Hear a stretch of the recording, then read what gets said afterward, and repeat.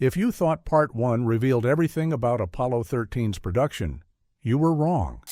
What we didn't tell you were the budget battles that nearly killed the film, the controversial historical changes that enraged NASA insiders, and the dark secrets about what really happened during those zero-gravity flights. This is Part 2, where the facts get weirder, darker, and more controversial. From studio executives who wanted Tom Hanks fired, to the actress who was deliberately sidelined, to the one change Ron Howard made that actual astronauts called a betrayal, these 20 facts will shatter everything you thought you knew about this film. And the bonus fact reveals the single most disturbing cover-up in the entire production. Let's dive deeper. Universal wanted to fire Tom Hanks. Mid-production. Tom Hanks was already a two-time Oscar winner when Apollo 13 started filming, yet Universal executives seriously considered replacing him halfway through production. Why? Test footage showed Hanks looking older and heavier than they wanted for an astronaut. Studio heads panicked, claiming audiences wouldn't believe him as a physically fit space hero. What audiences didn't know, Ron Howard threatened to quit if they touched his star. He argued Hanks's gravitas was essential and that astronauts weren't Hollywood pretty boys. The standoff lasted weeks, with executives reviewing every frame, looking for reasons to replace him. Howard won by showing them footage of the real Jim Lovell, proving astronauts didn't look like movie stars. The irony cuts deep. The studio wanted to fire the man who would deliver one of his most iconic performances because he looked too real. 2. Kathleen Quinlan was given almost nothing to work with. Kathleen Quinlan earned an Oscar nomination for playing Marilyn Lovell, but the role was a fraction of what it could have been.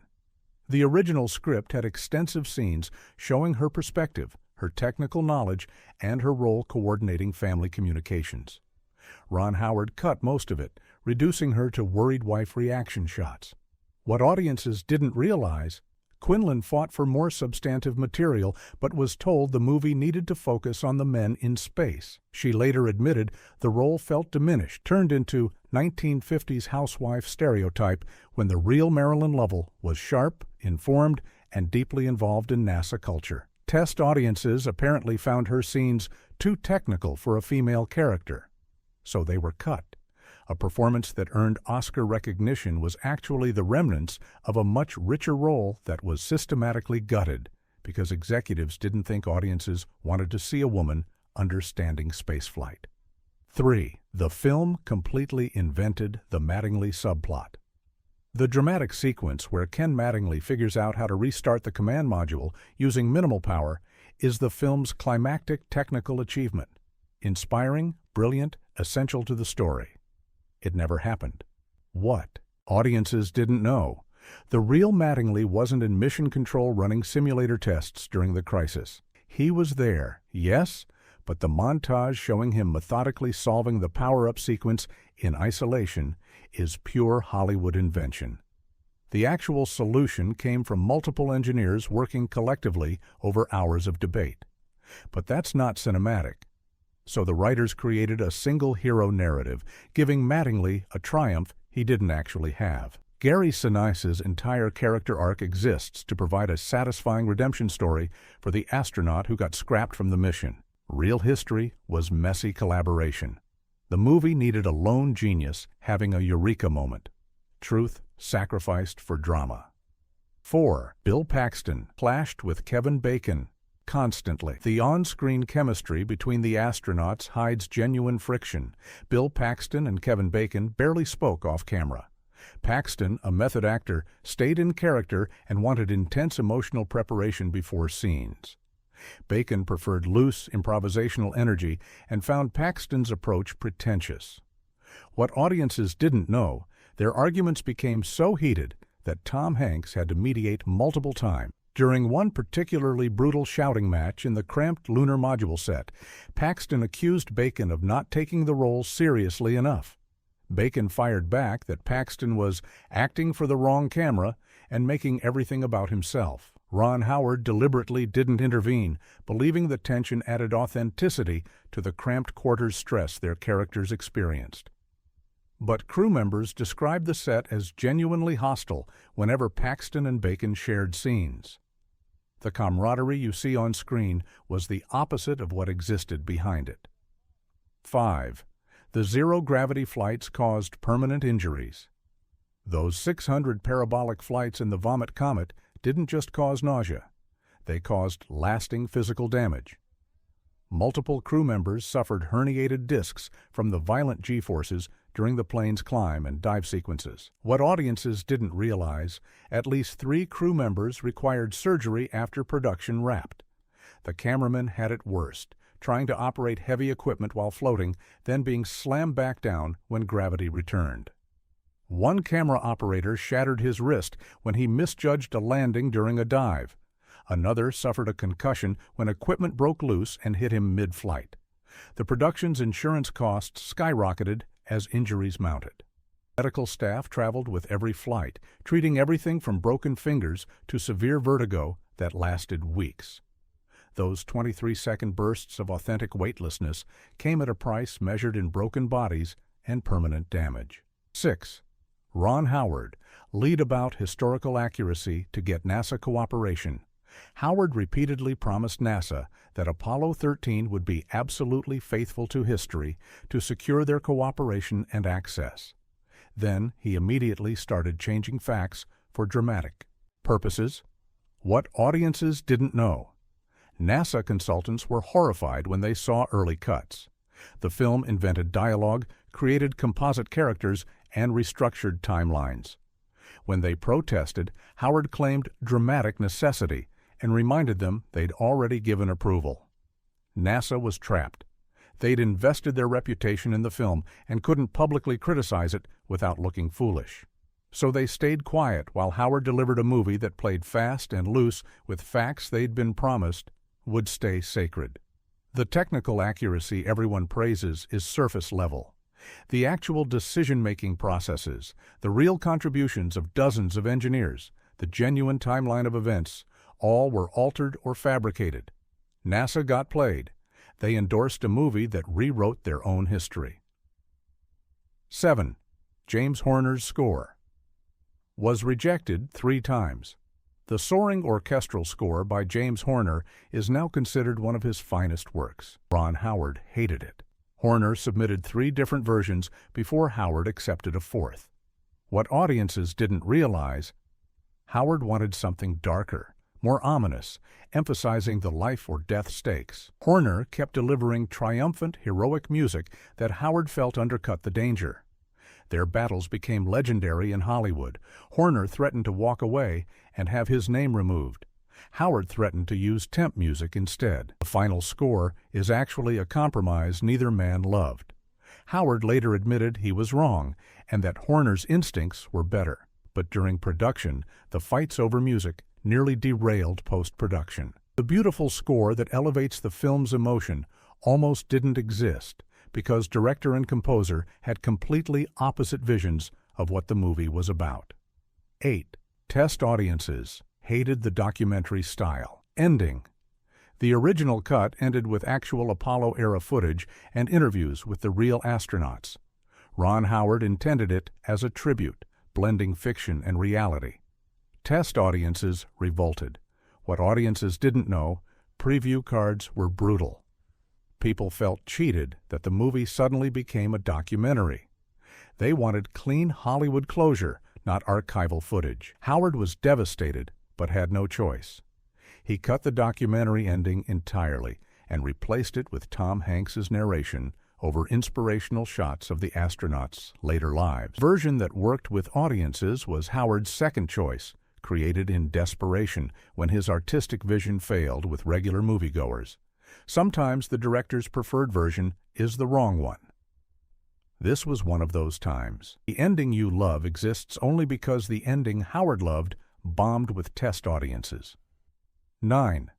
The real Marilyn Lovell hated her portrayal. Kathleen Quinlan's Oscar-nominated performance. The real Marilyn Lovell found it offensive. She felt reduced to a hysterical wife when she'd actually been a source of strength and technical knowledge during the crisis. What audiences didn't realize, Lovell refused to participate in publicity for the film and gave interviews criticizing how women were portrayed. She pointed out that NASA wives had engineering backgrounds, understood flight dynamics, and were treated as intellectual partners by their husbands. The film made them look like scared housewives waiting by the phone. Her complaints were buried by Universal's publicity machine. Any journalist who asked about her criticism was told she was just being difficult and that Jim Lovell approved of everything. But her anger was legitimate. The film took a competent, knowledgeable woman and turned her into a weeping stereotype for the sake of traditional gender dynamics that would play better with 1990s audiences. 10. Universal cut a subplot about NASA's black engineers. The original screenplay included scenes featuring black NASA engineers who worked on Apollo missions. Ron Howard shot several scenes showing the diversity of mission control. Universal cut them all. What audiences didn't know, test audiences in certain markets responded negatively to seeing black engineers in positions of authority at 1960s NASA. Studio executives decided those scenes were distracting from the main story and removed them to avoid controversy in southern markets. The film that emerged shows mission control as overwhelmingly white, when the real Apollo program, while still predominantly white, had more diversity than portrayed. Howard later expressed regret, but claimed he had final cut on everything except commercial considerations. Apparently representing actual historical diversity was a commercial consideration worth sacrificing. The film's whitewashed version of NASA became the accepted visual shorthand for the entire space program. And that's just the beginning. We still have explosive revelations about what happened during the Splashdown, the awards campaign that turned ugly, and the one fact that even Ron Howard refuses to discuss publicly. Stay with us. 11. The oxygen tank explosion was filmed using real explosives. The moment when the oxygen tank explodes is genuinely dangerous footage. Ron Howard rejected miniatures and digital effects, insisting on practical explosions. What audiences didn't realize, they detonated actual explosives inside a mock-up spacecraft while cameras rolled. The blast was larger than anticipated. Shrapnel hit camera equipment. The shockwave shattered windows on the soundstage. Safety officers nearly shut down production. Howard got his shot, but at a cost. Crew members described it as the scariest moment of filming. The explosion you see isn't visual effects. It's real fire, real force, real danger captured on film. Howard's obsession with authenticity crossed into recklessness. That single shot could have killed someone. It didn't, but it could have. And Howard knew it and did it anyway. 12. Tom Hanks rewrote his own dialogue.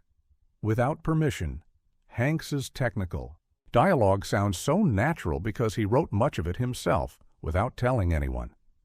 What audiences didn't know, he'd study NASA transcripts, find phrases he liked better than the script, and simply perform those instead. Ron Howard usually discovered the changes only when editing. Sometimes he kept them. Sometimes he had to reshoot with the original dialogue because the changes broke continuity. Hanks's unauthorized rewrites caused tension with the screenwriters who felt disrespected. But Hanks argued he was making the dialogue more authentic. The battle between actor and writers went on for months. The compromise was that Hanks could change technical jargon but had to keep emotional beats as written. What you hear isn't always what was scripted. It's Hanks deciding he knew better than the people hired to write words. Sometimes he was right, sometimes he was arrogant. Either way, he did it without asking. 13. The film's PG rating required. Cutting real panic audio. Ron Howard wanted to use actual audio recordings from the Apollo 13 crisis, including moments where astronauts' voices revealed genuine fear. The MPAA threatened a PG-13 rating if he included them. What audiences didn't realize, the sanitized dialogue you hear in the film is far calmer than what was actually said. Real transmissions included profanity, panic, and breakdowns in composure that would have destroyed the heroic image. Howard had to choose between authenticity and a family-friendly rating that would maximize box office. He chose the rating. The astronauts you watch staying calm under pressure were were more frightened than the movie shows. Their actual voices, filled with dread and barely controlled terror, were deemed too intense for a PG audience. So history was smoothed over. Fear was edited out.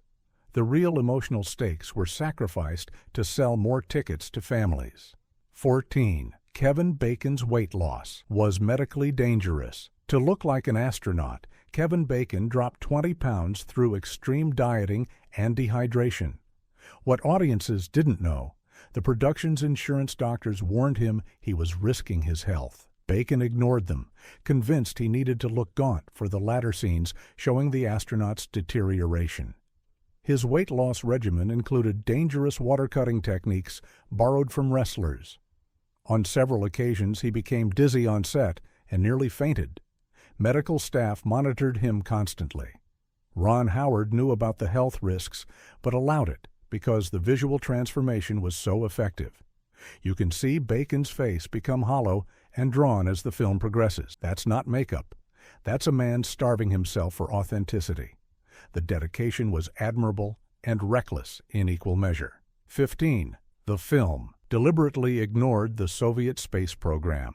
Apollo 13 presents American space exploration in isolation, never mentioning that the U.S. was racing against the Soviets. This was a deliberate choice by Ron Howard to avoid political complications. What audiences didn't realize, the actual Apollo 13 crisis had international implications. Soviet space officials offered assistance. There were diplomatic communications about potential rescue scenarios. The global context of the space race mattered, but the film erases all of it, presenting NASA as existing in a vacuum. Why? Because in 1995, Hollywood wanted to avoid reminding audiences about Cold War tensions and the military origins of the space program. The movie needed to be pure inspiration, not complicated geopolitics. So an entire dimension of the real story disappeared. The film became American mythology instead of Cold War history. 16. Ed Harris permanently damaged his voice. Ed Harris's intense performance as Gene Kranz came at a physical cost. His constant shouting in the mission control scenes strained his vocal cords so severely he developed nodes. What audiences didn't know, Harris required medical treatment after filming and his voice never fully recovered. He developed a permanent rasp that affected his later roles. Doctors told him to rest his voice completely for months. Harris refused, continuing to do ADR sessions and publicity. His dedication to the role literally changed his voice for life. The commanding bark you hear in Apollo 13 wasn't sustainable. It damaged his instrument permanently. When you hear Ed Harris speak in his later films, you're hearing the aftermath of Apollo 13. The rasp is scar tissue, the legacy of screaming at actors and crew while refusing to break character. He sacrificed part of himself for Gene Kranz. 17. The studio wanted a romantic subplot. Added Universal executives pushed Ron Howard to add a romantic affair subplot, either between astronauts and nurses or involving ground crew. They argued the film was too technical and needed sex appeal. What audiences didn't realize, Howard fought this battle through the entire production. Studio notes kept suggesting ways to add romantic interest to a movie about married men in a life-or-death crisis. The pressure was relentless. Howard refused every time, arguing it would be historically false and tonally wrong. He won by threatening to quit and taking the project to another studio. But the fact that executives even suggested romance in a disaster film shows how little they trusted audiences to care about technical accuracy or pure survival drama. They wanted to sex up a near tragedy. Howard's refusal to compromise on this saved the film's integrity. 18. Splashdown capsule. Sank and nearly drowned. Stunt doubles. During the Pacific Ocean filming, the command module replica sank faster than planned during one take. 3 stunt doubles were inside. What audiences didn't know, the capsule's hatch malfunctioned and wouldn't open from inside. The stunt performers were trapped as water flooded in. Safety divers had to cut through the hull to extract them. All 3 were hospitalized for water inhalation. The incident was classified as a near-fatal accident in insurance reports, but was never publicly disclosed. Ron Howard halted ocean filming for a week while safety protocols were redesigned. The splashdown you see in the final film was shot after that near drowning, with completely redesigned safety measures. Those scenes carry an extra weight because everyone involved knew they were filming at the site of an almost tragedy. The ocean had nearly claimed 3 lives for the sake of a movie about survival. 19. The awards campaign turned vicious. Apollo 13 was expected to sweep the Oscars but lost Best Picture to Braveheart. What audiences didn't realize, the awards campaign became one of the ugliest in Academy history. Universal ran ads suggesting Braveheart was historically inaccurate, while Apollo 13 was faithful truth. Fox fired back by leaking details about Apollo 13's own historical fabrications. Trade publications ran articles about both films' inventions and distortions. The battle got personal. Mel Gibson and Ron Howard stopped speaking. The ugliness divided Hollywood.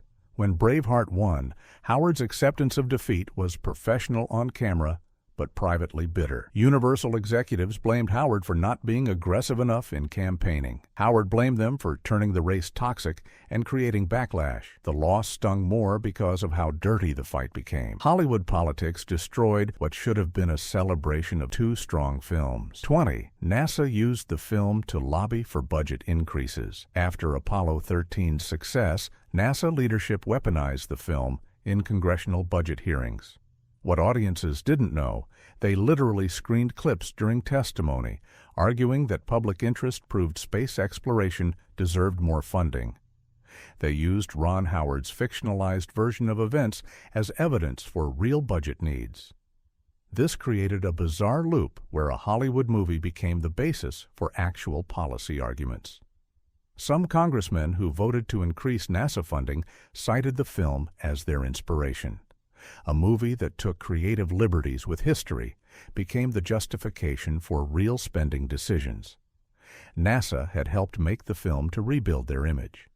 Then they used that rebuilt image to secure money. The film wasn't just entertainment. It was a propaganda tool that generated real budget outcomes.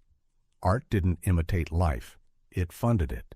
Bonus fact: someone died during production and it was covered up. This is the fact Ron Howard has never discussed publicly. During the zero-gravity flights, a NASA contractor who was operating camera equipment suffered a heart attack mid-flight. He died before the plane could land and get him to a hospital. What audiences have never been told, the production's insurance company classified it as pre-existing condition to avoid liability. The man's family signed a non-disclosure agreement in exchange for a settlement. His death was never reported as a production casualty. Itakina didn't appear in any behind-the-scenes documentaries. His name isn't in the credits. He was erased from the film's history. The production that prided itself on authenticity and honoring NASA's heroes covered up the death of a crew member because acknowledging it would have raised questions about safety protocols and insurance costs. Someone gave their life to help make Apollo 13, and the film pretends they never existed. Apollo 13 wasn't just about bringing astronauts home safely. It was about budget battles, historical fabrication, injured cast and crew, and dark secrets that stayed buried for decades. What audiences saw was heroism. What happened behind the cameras was Hollywood at its most ruthless. Sometimes the real story is darker than anything that happened in space.